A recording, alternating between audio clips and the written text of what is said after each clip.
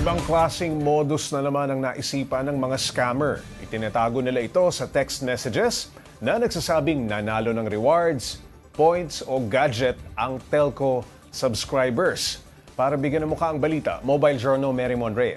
Nakatanggap ka ba ng text message na nanalo ka ng points at rewards na dapat agad i-claim bago mag-expire? Yung tipong pwede pang maging gadgets at shipping delivery na lang ang kailangan mong bayaran? Malamang sa malamang, scam yan! Ilan na nga ang nabiktima. Akala kasi nila'y legit ang mga ito dahil nakapaloob sa SMS thread ng kanilang telco service providers o kahit pa e-wallets. Isa sa nabiktima si Andrew na pinindot ang link sa SMS na natanggap.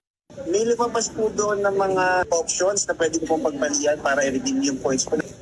Tapos, in-input ko yung name ko at saka yung address ko. And then after po nun, pinagbabayad na po ako ng supposed to be 17 pesos para sa shipping fee. Pero nagduda siya dahil noong hinihintay niya ang OTP para bayaran ang maliit na shipping fee para sa gadget ay sinisingil na siya ng kanyang credit card ng nasa 4,000 US dollars. Hindi niya naman daw in-input ang OTP dahil nakita niya ng scam ito. Kaso ang problema, kumagat na raw ang attempted charges na halos 100,000 piso. Na-approve daw according sa representative.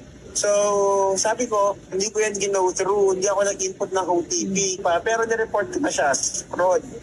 Tapos, binak na rin yung card ko. Ayon sa isang eksperto, nagkalat na ang mga gumagamit ng fake cell towers at ang tinatawag na International Mobile Subscriber Identity Catchers na ginagamit para makapangloko. At kung ikaw mapalapit ka doon, posible yung cellphone mo na either 4G or 5G ang signal niya, kakabit doon. Kasi ang next na kailangan ng threat actor doon or ng cybercriminal is an application wherein makapaggawa siya ng SMS at may papadala niya sa cellphone mo using yung mismong legit na sender ID. Posibleng nakakahanap na rin daw ng paraan ang mga scammer na makapagpatuloy ng banking transactions nang hindi nilalagay ang OTP. Lalo pa ngayon na may artificial intelligence nang sinasamantala ng iba para sa illegal na aktibidad. It's a whole of nation approach kasi kailangan dito. Maging ahead tayo ba? Itong mga cyber criminals na to, they are in it for the money.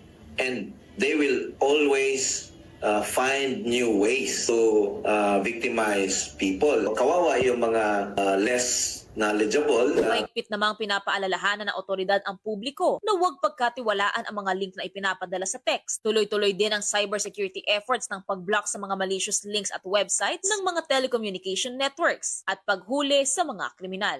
We're also engaging our own subscribers by providing them with advisories, by educating them, consumer awareness. Ang Smart, merong huli scam portal that you can call and contact or text. Ang CICC naman, you can get in touch with CICC. We're always on the alert. Sabi nga, there is no such thing as easy money or prize. Kaya kung ito ang ipinapain sa'yo, mag-isip-isip ng mabuti para hindi mabiktima.